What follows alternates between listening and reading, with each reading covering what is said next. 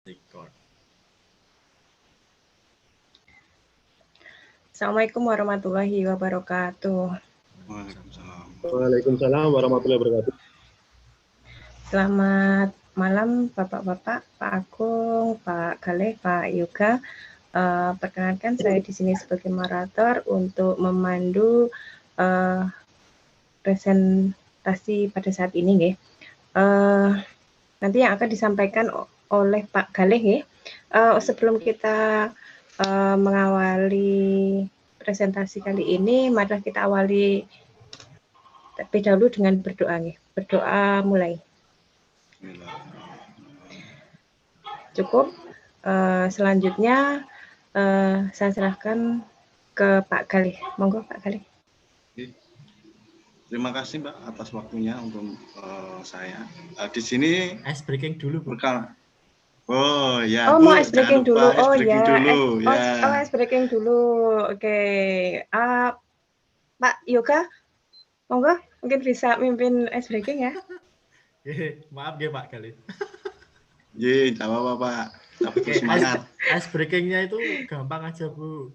Jadi nanti hitungan ketiga kita tertawa bersama-sama. Tapi harus dibuka mulutnya. Hahaha. Gitu. 4 kali atau 5 kali? 5 kali gitu. Oke, kita mulai ya. Siap. Pak Agung, mikrofonnya dihidupkan Pak Agung. Yuk. Oke, siap. Kita mulai 1, 2, 3. Ha.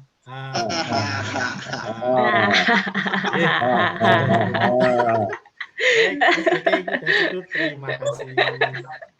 Menarik. Sip. Monggo Pak Galih dilanjut. Siap. Perkenalkan dulu, nama saya Jayanto. Saya mengajar di SMK Negeri 1 Sedayu. Di sini saya akan mempresentasikan tentang profil pelajar Pancasila. Karena keterbatasan waktu, nanti saya poin-poinnya saja yang saya sampaikan. Dalam profil pelajar Pancasila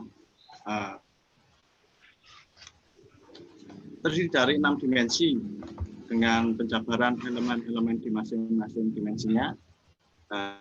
Di sini bisa dilihat di gambar itu ada kreativitas macam-macam. Yang pertama adalah beriman, bertakwa kepada Tuhan Yang Maha Esa dan berakhlak mulia. Itu dapat diwujudkan ke dalam akhlak yang mulia, baik dalam beragama, akhlak yang baik kepada diri sendiri, kepada sesama manusia, dan kepada alam, dan kepada negara Indonesia. Karena ini pemuda pelajar Indonesia. Untuk yang selanjutnya, berkebinekaan global. Untuk mencapai kebinekaan global, pelajar Indonesia harus dapat dan menghargai budaya, dapat berkomunikasi dan berinteraksi antar budaya, berefleksi dan bertanggung jawab terhadap pengalaman bineka serta berkeadilan sosial. Karena kultur di negara kita itu bermacam-macam, daerah satu dengan daerah lain itu berbeda-beda, terus untuk tempat tinggalnya juga berbeda-beda. Nah, itulah kebinekaan kita. Kita kaya akan budaya. Next ya. Nah, yang ketiga adalah mandiri. Di sini untuk mandiri, pelajar Indonesia memiliki prakarya untuk mengembangkan dirinya yang tercermin dalam kemampuan untuk bertanggung jawab, memiliki rencana strategis, melakukan tindakan dan merefleksi proses dan hasil pengalamannya. Untuk itu, pelajar Indonesia perlu memiliki kesadaran akan diri dan di situasi yang dihadapi, kita memiliki regulasi diri. Ya, next ya.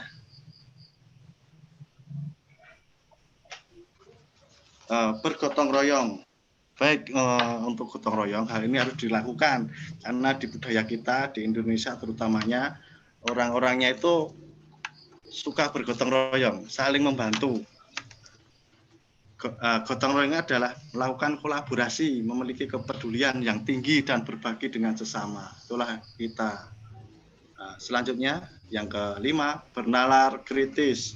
Baik, untuk masalah bernalar kritis, pelajar Indonesia itu perlu memperoleh dan memproses informasi serta gagasan dengan baik, lalu menganalisis dan mengevaluasi, kemudian merefleksikan pemikiran dan proses berpikir. Nah, next.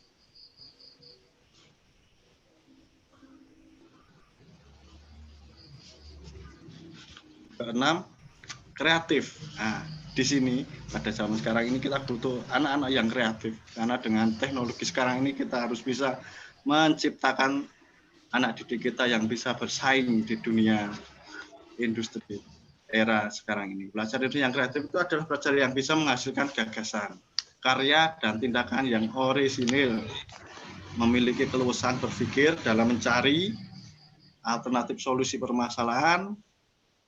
Itulah kekreatifan yang harus kita bangun. Ya. Dari semua itu kita bisa melihat ringkasan dimensinya, elemen profil pelajar Pancasila. Di sini ada beriman, bertakwa, ini ada akhlak yang beragama, terus ada akhlak kepribadian, akhlak pada sesama, terus ini ada yang berkebinekaan global, ini macam-macam juga, ada menghargai budaya seperti yang tadi saya contohkan. Di daerah mungkin di Bantul sama di Sleman beda, atau di Jogja dengan yang ada di Jawa Tengah juga beda. Yang ketiga ada gotong royong itu kolaborasi,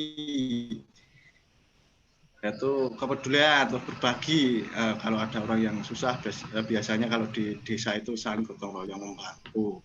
Yang mandiri, pemahaman diri dan situasi, regulasi diri. Bernalar kritis seperti tadi saya ucapkan, harus punya informasi, gagasan, menganalisis dan merefleksi itu.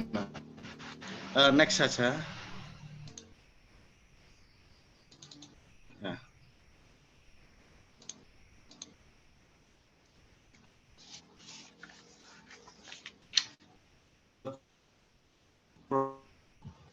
Profil pelajar Pancasila, tentang sistem pendidikan nasional.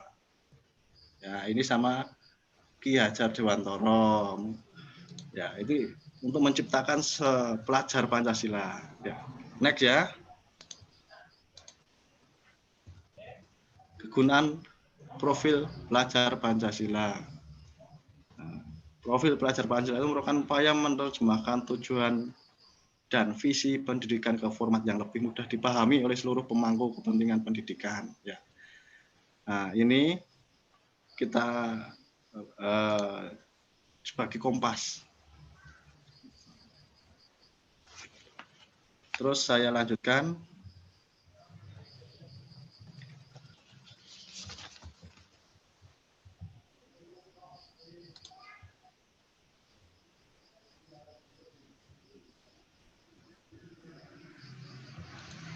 Nah.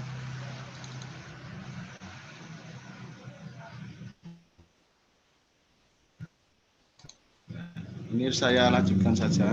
Baik.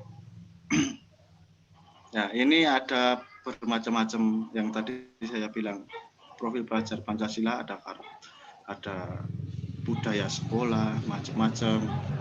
Ada di sini, bisa dilihat nggih Bapak Ibu. Ya, saya next saja. Ini proyek penguatan profil Pancasila, tahapan dalam penguatan profil Pancasila, pelajar Pancasila bisa dilihat. Ada kreatif, bernalar kritis, mandiri, seperti tadi yang saya bilang ada 6 dimensi.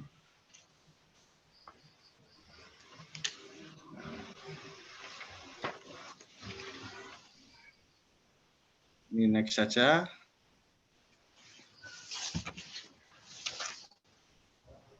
Ya, ini ada proyek profil pelajar Pancasila, adalah unit pembelajaran integrasi bukan tematik ya. Ya, ini bisa dilihat ada pengetahuan dan keterampilan. Itu nama kompetensi yang dipelajari dari setiap mata pelajaran, berpadu, melebur. Ini ada ilustrasinya, gambar-gambar di JUS. Ya, sekarang kita ke next saja. Ya. Apa yang perlu disiapkan untuk dapat proyek penguatan profil pelajar Pancasila? Ini ada guru, ada pengelolaan waktu dan kegiatan. Bisa dilihat itu di guru ada mulai jam pelajaran dan kolaborasi guru, misalnya untuk pengelolaan waktu, menyiapkan sistem dari perencanaan hingga penilaian, ya, dan selanjutnya ya. Ya, ini yang terakhir.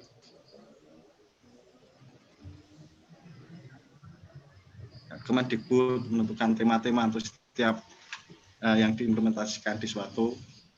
Ya, itu yang kedua ada pemerintah daerah dan satuan pendidikan, merancang muatan lokal dari pemerintah, dan ada mengembangkan menjadi topik lebih spesifik dan kontekstual. Mungkin itu saja Bapak Ibu yang saya sampaikan, mengingat kita terbatasnya waktu. Saya kembalikan, mungkin kalau ada kurang lebihnya bisa ditambahin. Saya akhiri, Assalamualaikum warahmatullahi wabarakatuh. Saya kembalikan ke Ibu Moderator, Bu Reni. Monggo silakan Bu. Terima kasih Pak Galih. Selanjutnya kita ke sesi tanya jawab ya. Ada yang mau ditanyakan? Pak Agung atau Pak Yoga, monggo bisa disampaikan. Oke, terima kasih Bu Reni sebagai moderator. Saya mau menanyakan tentang pengertian dari pelajar kreatif tadi, Bapak. Yang Kami kreatif. masih belum jelas. Nah, slide ke-5. Lalu dijelaskan nggih Bapak nggih, pelajar kreatif. Ya. Baik, untuk pelajar kreatif, ini bisa menghasilkan gagasan Pak, atau sebuah karya. Jadi anak itu bisa menciptakan gagasan dan membuat karya. Dan itu yang merupakan ide dari dirinya, sehingga dia itu memiliki pemikiran yang lebih dari yang lain, bisa menciptakan.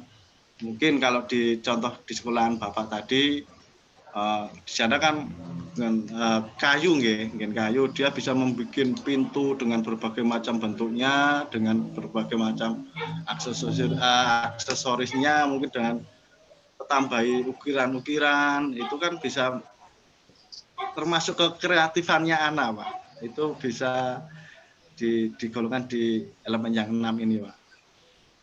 Oke Bapak, terima kasih. Berarti anak bisa mengaplikasikan sebuah benda itu dengan kreatifan berdaya manusia anak tersebut Bapak. Iya Pak, seperti itu gambarannya, kurang lebihnya. Kalau mau ada yang menambahin silakan. Sudah jelas Bapak.